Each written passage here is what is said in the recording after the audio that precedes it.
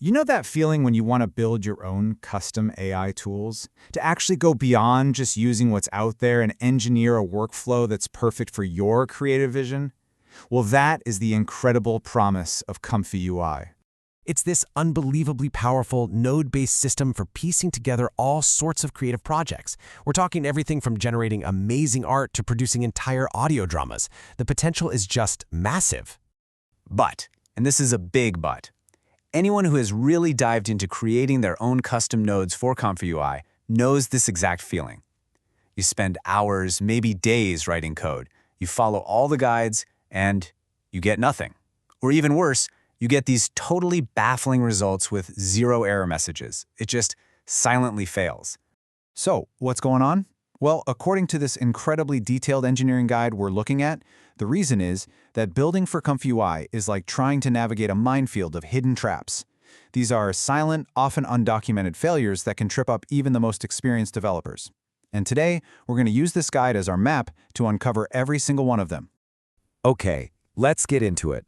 We'll kick things off with the tricky hardware it runs on. Then we'll decode the two different languages of ComfyUI nodes. After that, we're going to hunt down the most wanted list of silent bugs, learn the different data dialects the machine speaks, and then we'll wrap it all up with the ultimate checklist to navigate this whole minefield safely. First up, the hardware. You might think your code is the most important piece of the puzzle, but in modern AI, if you don't speak the specific language of the silicon you're running on, you're basically doomed before you even write a single line. Take brand new hardware, for example, like NVIDIA's Blackwell GPUs. If you use the standard everyday install command, your code just instantly fails. It can't find the right kernels, those little programs that let the software talk to the hardware. You have to use a very specific nightly build to unlock the GPU's real power. One wrong command, and your whole project is dead on arrival. And then you have what our source calls the most severe silent dependency failure. This is the Xformers trap. See, a lot of older nodes need this library called Xformers, but here's the kicker. If you install it on a new Blackwell system, it silently downgrades your perfectly set up PyTorch installation, completely destroying all the special kernels for the new hardware. You get no warning, no error, until you try to actually run something and the whole server just crashes. And you know, it's not just the GPU. A developer has to be a full system orchestrator. You've got to offload certain tasks to the CPU's neural processing unit, the NPU, just to free up the GPU's precious memory, its VRAM. You have to use the right launch flags. You even have to go into the computer's BIOS settings to tweak things like thermal stability. Every single piece of the machine has to work together in perfect harmony. All right, let's shift gears from the hardware to the code itself. This is where developers have to be fluent in both old and new programming standards. It's almost like being an archaeologist who also has to be able to read modern blueprints. You see, ComfyUI has two completely different ways to write a node, what the guide calls V1 and V3 schemas. V1 is the old-school legacy standard you'll find in pretty much all the existing custom nodes out there. It works, but it's a little loosey-goosey. V3 is the modern, future-proof standard. It's way more structured, more object-oriented, and it's where everything is eventually headed. So developers need to be able to read V1, but they're really encouraged to write in V3. In this is where we meet our very first silent killer. You can write an absolutely perfect node following either schema, but if you forget to include one tiny little file named __init.py in your folder, ComfyUI will just pretend your work doesn't exist. Your node simply vanishes. It's not in the menu, it doesn't throw any errors, it leaves no trace. It's completely, utterly invisible. Okay, now for the most dangerous part of this whole minefield. Let's go hunting for the bugs that don't just stop your code from running, they can actively sabotage your entire project without leaving a single clue. And that's exactly what makes them so terrifying.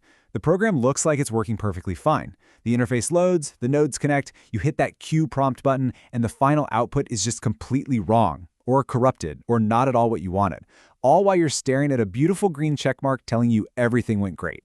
First on our most wanted list is node name collision. Let's say you create this fantastic new node, and you decide to call it load image. Well, guess what? ComfyUI already has a node called load image. And what happens? ComfyUI will silently ignore all of your custom code and just run its own built-in version instead. Your code never even executes, and you're left just staring at the screen wondering why your brilliant new features aren't doing anything. Next up is a bit of a technical one, but it's super important. The asyncio event loop conflict. The easiest way to think about this is like a traffic jam inside the computer's brain. ComfyUI is already managing the flow of all the operations. If your node tries to start its own traffic management system on the exact same road, you get this very specific error. This event loop is already running. The only way around it is to run your operation in a completely separate thread on a different road entirely. Now this slide. This shows what our source calls the most severe undocumented failure of them all, the widget offset bug. Look at this. The node has 5 inputs, but only 3 of them have widgets, right? Because 2 are wired up from other nodes. If you only send the data for the 3 widgets, the information gets shifted into the wrong slots. A file path ends up where a number should be. It silently corrupts the entire operation, all because of 2 missing placeholders in the data. Okay, so you've navigated the hardware, you've sidestepped the silent code traps.